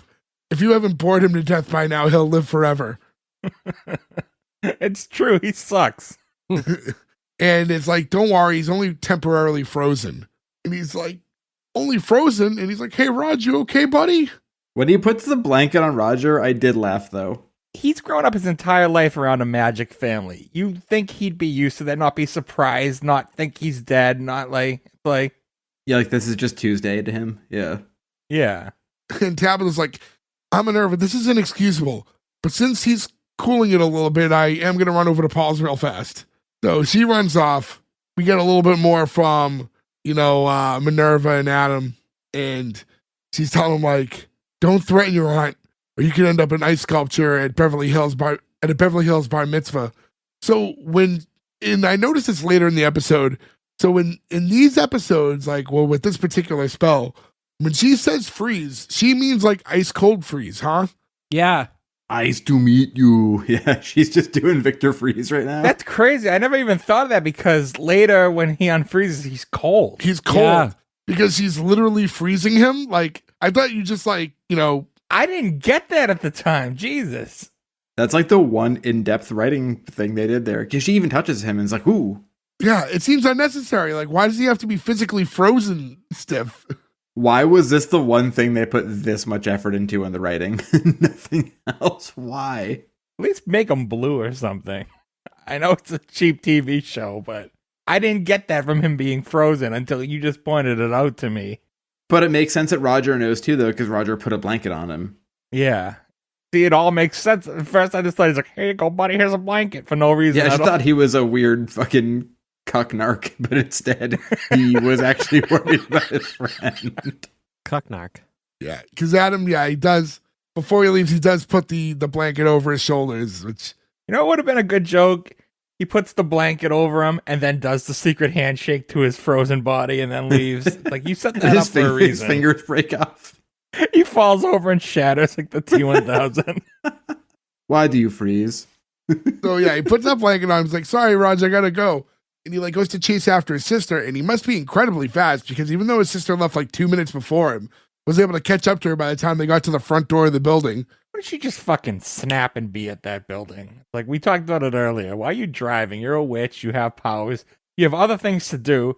So just teleport over there, get done what you gotta do, and then teleport back. Yeah, especially where like like your boyfriend's like frozen at home and you need to get back quick and you have somewhere to be. You could say he was frozen today. Yeah. I know I'm the newest driver of the lot here. I keep harping on the driving thing though, right? Because like, there's a time where you're like alone on the highway, you're going 70 or whatever, and you're like, get your motor running, and you're like, driving fucking rules. And you like turn into like traffic in Chelsea, and you're like, I will fucking blow my brains out before I take this U-turn. Like, that's what makes no sense to me. Like, why would this person not do that? Like, if I like driving that much, I'd be like, I'm gonna do wink, wink, wink, and be like at a racetrack. You know what I mean? Like, I wouldn't be like, we're gonna be late because I have to drive there. Like, why are you not teleporting? That's the one thing that can't get over this. I like have such a fucking hang up on the teleportation thing. Like, At the very least, fly on a broomstick. Like, right, seriously. Like the intro of Bewitched, like your mom famously showed us she does, yeah. she should have done the freezing spell on the TV guy and then turned into him and done the interview herself. And she could have got away and asked all the potent questions. Also, if she's so into fossil fuels being depleted, the witch broom thing kind of alleviates her from driving more, right? True. Maybe it uses up a lot of gas. She's at the fucking Citgo, filling up her broom. Takes premium, dude. The magic that comes off the broom destroys the ozone layer. They're outside arguing, and he's like, "I'm telling you, like, don't go there. You're gonna regret it." And she's like, "When are you just gonna accept that I'm a witch?" And I'm like, "What? That's not even what he's talking about." I get what she means, that she can handle herself. But was that? No, that was like that line was originally something different and they didn't change it for her. Yeah. Minerva shows up too, by the way. I thought it was funny because she just ran over also instead of just appearing. During this argument, eventually she's like, "I'll be around if you need an extra hand. Ciao." And then like goes to vanish, but I don't know, must have said the spell wrong, so a dog just randomly pops up. He goes, "Not that kind of ciao." A chow chow. And then she's like, "I meant bye-bye." And then her and the dog disappear. You guys didn't find that to be hilarious? I don't think it makes any sense because that's not how their magic goes. Their magic has never worked via speech. It's always Yeah, worked. yeah. You wiggle something and whatever your will is works. It's not, oops, I misspoke and now I have a dog hair. Also, going by like Freddy Krueger logic here, like this dude should have ended up inside the waterbed, right? Like in part 4. Yeah. Like, it was like, I've got a king-size waterbed. She'd have been like, yes, you do. Yeah, we flash forward a little bit. Tabitha knocks on Paul's door. Like, "Tabitha, what a pleasant surprise." He invites her in and like, "Oh, you've never been in my apartment before." She's like, "Oh, I know, it's very nice. But what I want to discuss is like, oh no, hold on, we got to do a tour first." And as you just mentioned, first thing he shows her is his bed because obviously he's gonna go with the bed first, and the king size waterbed, which has tide control. You can select like what kind of like tide you're getting. This is kind of funny.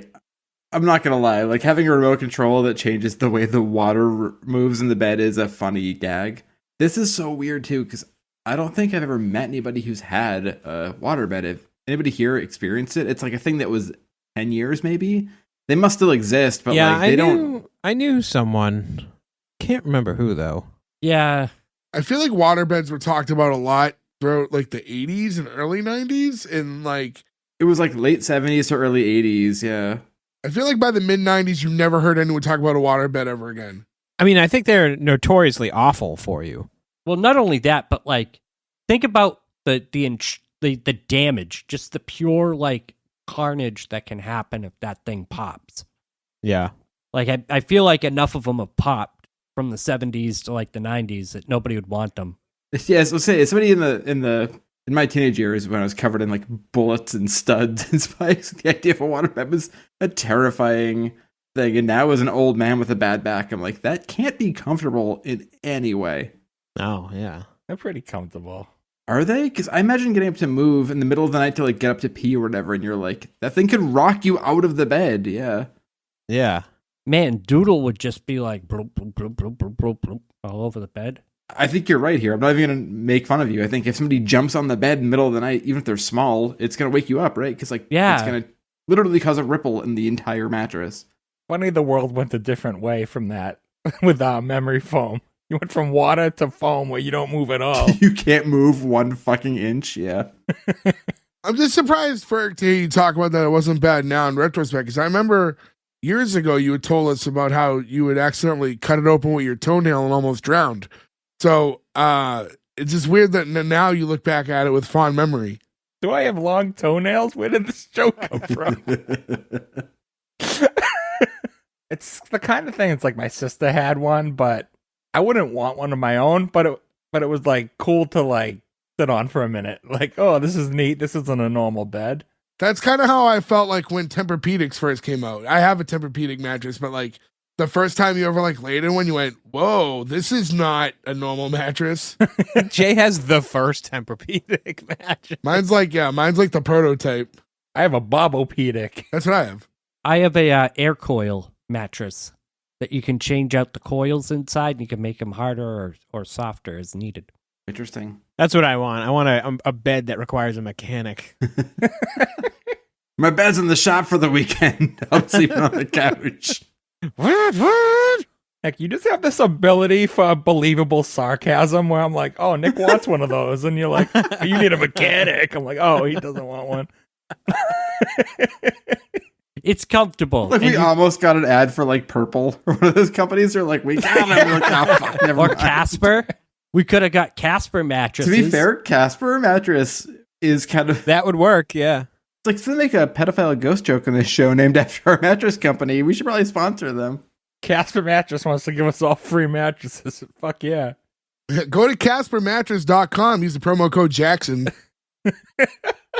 Use S1E1, and then when it doesn't work, write them and tell them to make it work. They're big Yeah. Tabitha fans. They're not going to be into it. So the tour is continuing, and then after he shows the waterbed, he's like, hey, come over here, like sit down on the old plate, and like takes over to this like Awful coach.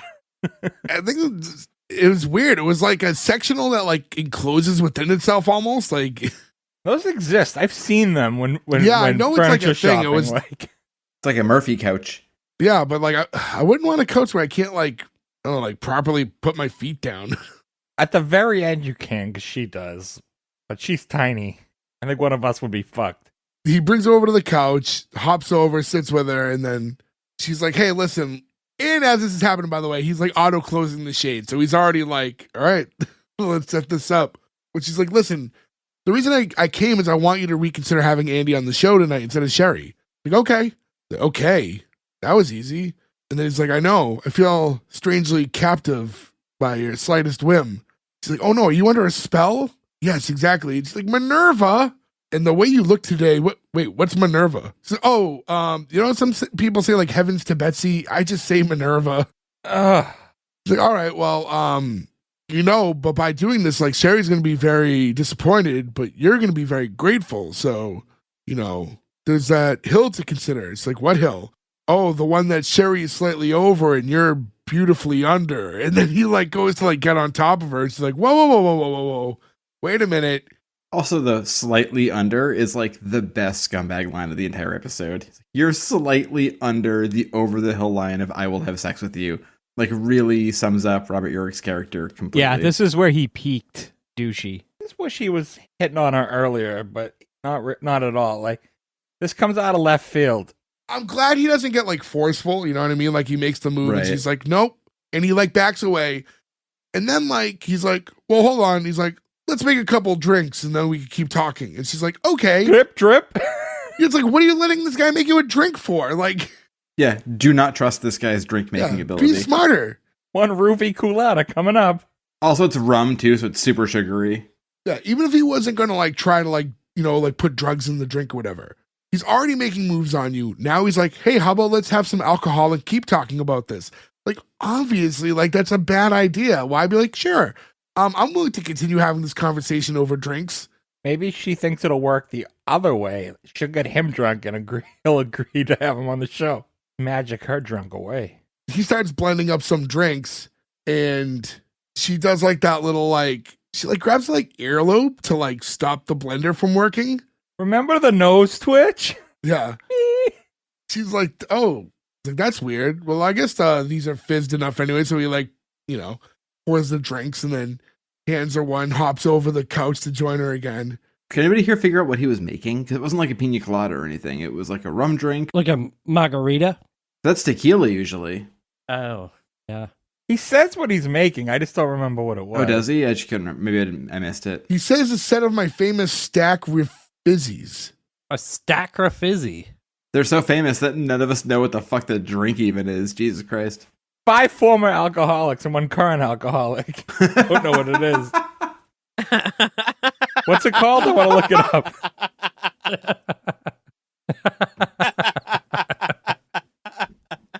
What was the drink called? I want to Google A if it's stacker real. fizzy? Stacker fizzy. We had to have heard that wrong, right? Like, So he hops back on the couch with her and he's like, here's to more evenings like this. Isn't it funny the way we started? She's like, I don't know how we started. Well, when you first came to work, you looked at me like I was a god. Do you like music? She's like, yeah. He's like, oh, see, we have things in common. He's like, wait till you hear this. And he like gets up and goes, he's like, I got this new system. And he starts playing like a record. And then she uses like her powers to like kind of like fuck up the speed that it's playing or whatever. this went on way too long. This, like, Yeah. you could have Yeah. got the idea after it just kept happening. It's just, this is where you could have cut 2 minutes at least. Well, yeah, because I think this is like kind of an uncomfortable scene because he's trying to make moves on her, right? So like inherently that's like a little uncomfortable to watch. So when you stretch the scene out and like she just won't leave, it's like, all right, can we get out of this? Like this. Also, this scene's a missed off, but this is the scene where he needs to get what he has coming to him and let her really use her magic. Like, Oh well, he certainly does. She apparently capitalizes on the fact that this man seems to have an intense fear of the dark. but like, make the speakers blow up, make the waterbed pop, make all the stuff that you can do as like practical effects that'll look great on TV. It's like, nope. Oh, it's just dark. If I was a warlock, though, with a terrible ability that didn't make any sense to anything else, if I could pick one that was like, this isn't helpful to anybody, and it was turn off people's jazz records, I would take that in a fucking heartbeat. Like, someone's playing jazz. Like, don't want to fucking hear that. I just think it's weird that like, yes, I think you definitely could have went back to that waterbed and had it like pop or whatever. That could have been like a funny use of the powers. Budget. I feel like that's a budget thing, though. He does like a little touch of her nose and he goes, oh, that's cute. Do that to my nose too. And then she like grabs his nose, which is like, again, I feel like something she would have said no to. But when she wiggles his nose, the lights go out. He's like, what's going on? And she's like, oh, like your building might be having one of those brownouts. It's like, that's ridiculous. With the rent I pay, I'm calling a manager. And then like he goes to like grab the phone and the phone's dead and he trips over something. It's like all this stuff. I'm thinking like, Do you think Eric Van Dyke taught him all the moves on how to trip over stuff in the apartment? what I think is weird is this guy is trying everything to make a move. Here's my bed. Let's get comfortable on the couch. Let's have some drinks. The lights go out on their own. You can be like, ooh, that's weird. Like a guy in his position who's just trying to fuck her should probably be capitalizing on the fact that the lights just went out. Also, one plot hole, mind you, he just shut the blinds because it's still light out. Yeah. Also, like a funny joke because he's an idiot would have been like, I do with my nose. If she was like, guess your nose, and he was like, give it back. Like that would have been a genuine fucking lol that they could have done so easy. It just, to me, I think the idea of her like great escape in this big use of powers and she's using here to get out of the situation to turn the lights off just makes no sense because like he should be aiming to turn the lights off at some point and now it's happening organically, which should only be to his advantage, and he's like, "What is happening? We need to get out of here." She doesn't do anything with her powers that, like, I don't know. It's like the Timu version of having powers. She's not doing anything actually cool. It's all just like this boring shit. The only thing in the entire episode that's like sort of remarkable is freezing what's his name, and she doesn't even do that. Minerva does it.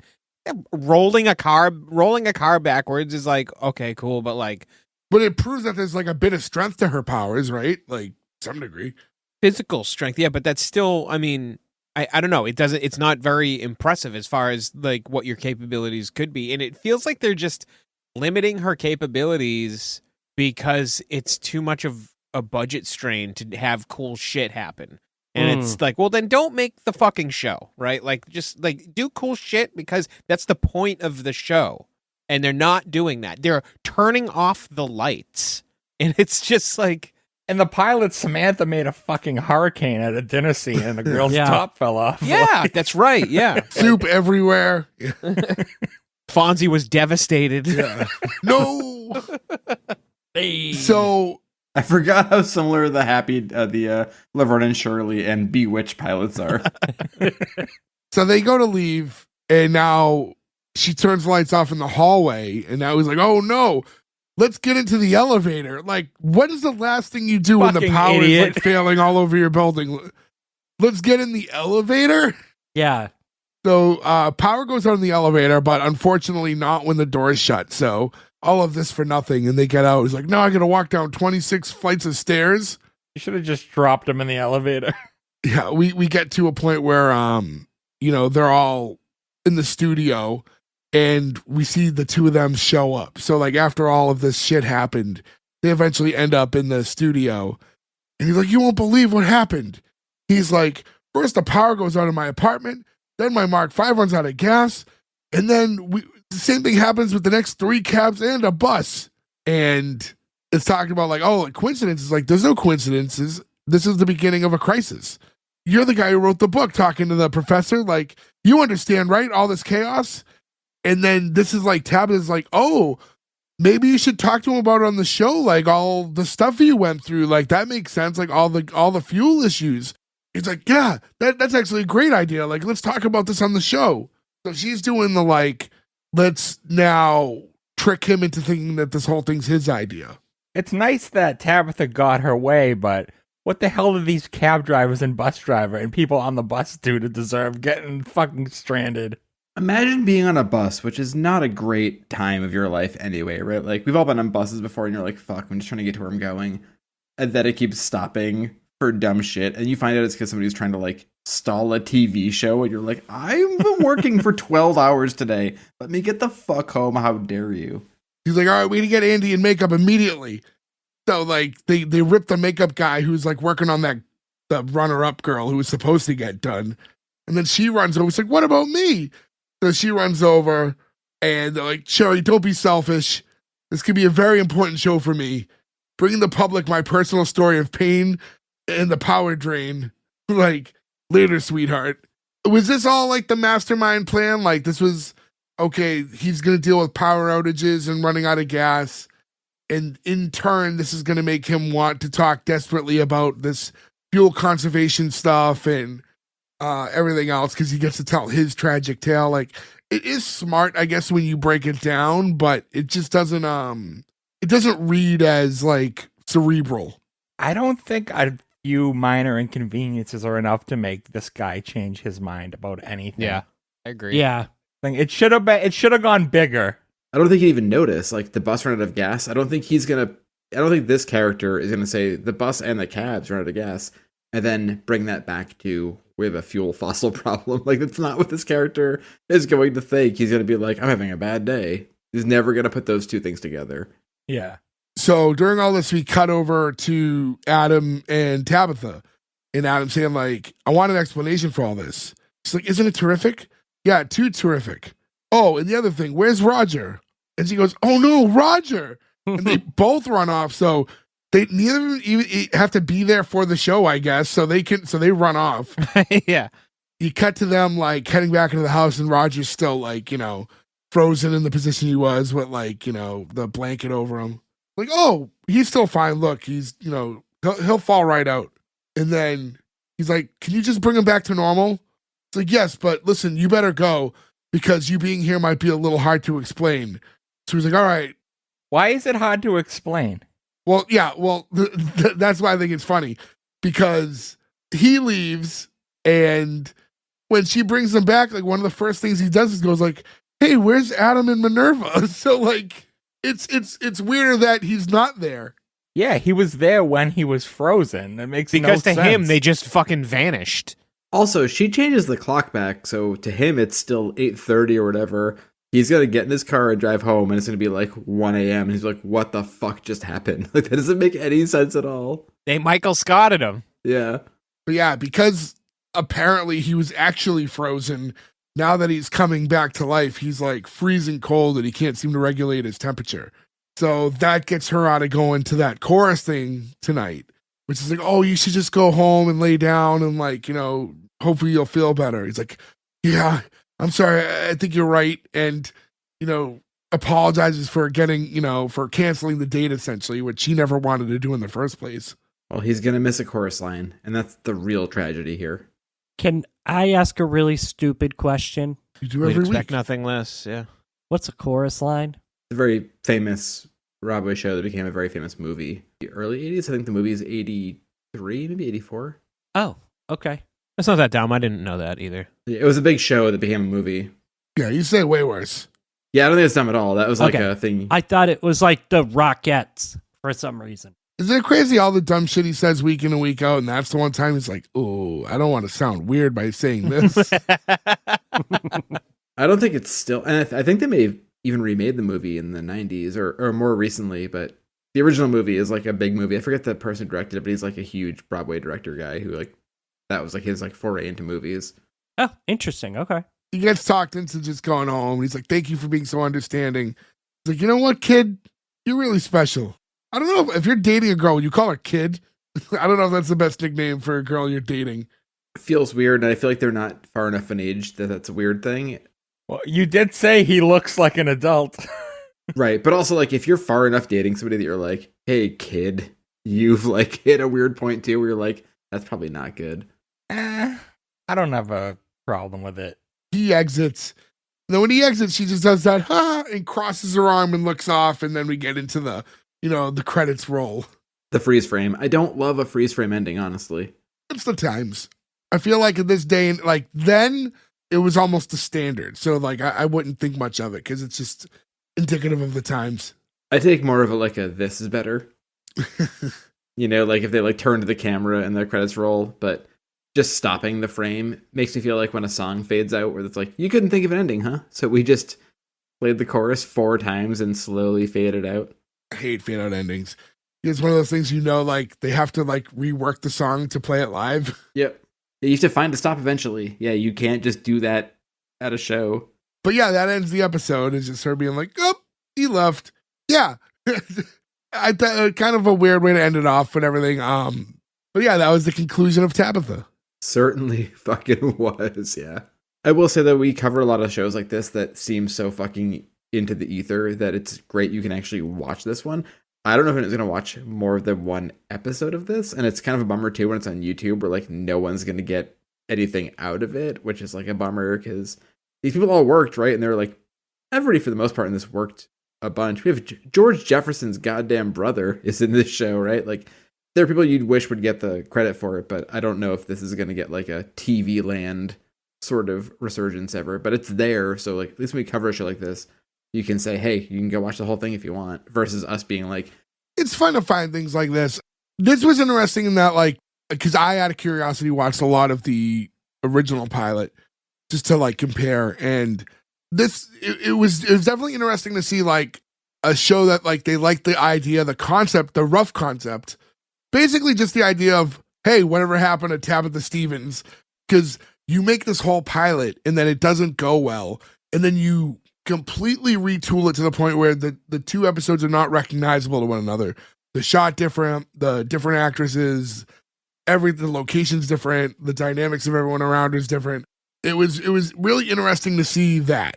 In your opinion, did they make the right decision? Yeah. Which pilot was better? Yeah, I think this one, for the reasons we said that were negatives, were still positives in a lot of way, and I'll get into that a little bit when I do the green light or cancel. Yes.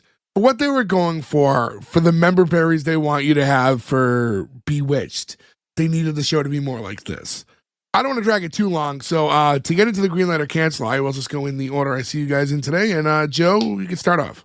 This is a cancel for me, and I think the main reason for that, there's a lot of reasons, but the main reason is this is like the impatience of Hollywood sometimes. The member berries thing, there's not enough time past me, right? Like, we talk about like the kid is a baby. There's no way this makes sense. If they made this show in 1987 instead of 77 and gave us that time, maybe they weren't thinking of how reruns were going to go and that people would have a love for these classic sitcoms. I think it probably would have succeeded better. And I think it also gives a better TV landscape to work from because this is so close to Mary Tyler Moore that you just feel like you're watching somebody trying to do two different shows at once. Whereas if they waited the extra 10 years and said, hey, look, and maybe even got the actual actor who played, nothing against the actor who was Tabitha, but like got that real person, like maybe this would have had a better shot. I mean, there's a million things that are wrong with this. Nothing to do with the actors, but this is hard to watch. It's just, we've talked for the entire time where like these laws don't make sense, these rules don't make sense. It's too soon. It's not very good. It's not very funny. It's a bit overlong, so it's a cancel for me. Berg. Yeah, it's also a cancel for me. I think this is maybe one of the worst spooky dooky shows we've covered. I hated it. Like everything great about Bewitched, they removed, but kept characters that you don't give a fuck about. I never said, oh, I wonder what's going on with Tabitha. And to Joe's point that it wasn't enough time, I don't think that would have helped no matter when they did this because one, the Bewitched movie with Will Ferrell exists, and that's terrible. And Monsters Today exists, which we covered on Spooky Dookie, which is about the same time difference, and we all know how that one went. Monsters Today. Monsters, what did I say? Monsters. I was trying to figure out who Monsters Today were. Yeah, I had a moment. It's like, was that the first year? I can't remember that one. Yeah. But anyway, yeah, it's just a cancel. I didn't enjoy the show at all, and the fact that it was 25 minutes long, a lot of missed opportunities, poor writing, cancel. Nick. Yeah, no rocking the boat here. It's a cancel. It's I didn't hate the show. I thought there was potential there, which I think is the biggest reason I'm canceling it. Is they had a lot of opportunity to make this good. You can see we kind of highlighted a few spots where they could make it better, things that they can do to make the show better as a whole instead of just the episode 2. So this didn't need to happen this way. I mean, this show could have existed better. It just they didn't do it right, and you can't win them all, I guess. But it's a pretty, like I said, I really like, the actors, like that guy, the Paul, great actor, like super douche, like really didn't like him. I think that's hard to do. Like, so he did a great job. She did a good job as Tabitha. I liked Minerva. Like, I liked the cast. It was a good cast, but just execution, not great. Don't care to see anymore. So cancel. Yeah. Gordo. Guys, I'm not going to rock the boat. I'm with you guys. You guys made great points. Cancel. Well, all right. So this is going to come as a surprise. I'm actually giving this show a green light. Listen, as we dissect the show, there's so many obvious things as we break it down that are done wrong, right? And it's glaringly obvious, like why the show at its core didn't succeed. But in live time, when I watched it yesterday and just put it on TV and just watched it, I enjoyed it. There wasn't much to it. It was simple. It had a lot of that familiarity with the original Bewitched, which is obviously why they went the route they did with this version of it versus the original pilot. And it was just it was a quick watch. It was whatever. I think the girl who plays Tabitha, Lisa Hartman, I think she was great in that. When we did Bewitched, one of the things that we really liked was Elizabeth Montgomery's character had this charm about her, and she was very endearing, and I think we got that with this girl here, obviously by design, right? They tried getting a younger version of her, and they did the same thing with this Adam character where they wanted someone who could basically pretend to be Dick York. But that worked for me in that they did I like the dynamic of watching them. So many things need to be changed with this episode or with the show. Again, when you break it down, there's just a lot of fucking terrible decisions. But when I watched it, I liked it, and I could see myself just like watching more episodes. If it was on TV, I wouldn't turn it off. So I'm giving it the green light. Doesn't matter. That's still only 1 out of 5. So apologies to Tabitha, but you do not get the green light. I want to thank all you guys for listening, and listen again next week for our 5th and final episode of this year's Spooky Dookie month. And for all of you guys, again, go to S1E1pod.com. That's where you can find all the links, where to find us on social media, rate, review, subscribe, do all that stuff.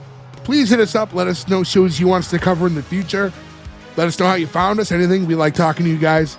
And then if you would be so kind and want to buy some merch or things like that, that's available there too. Again, subscribe, leave reviews. That helps us with the algorithms. We do not keep you guys too much longer. Thanks again. We'll catch you again next week with another new episode. Thank you. Goodbye.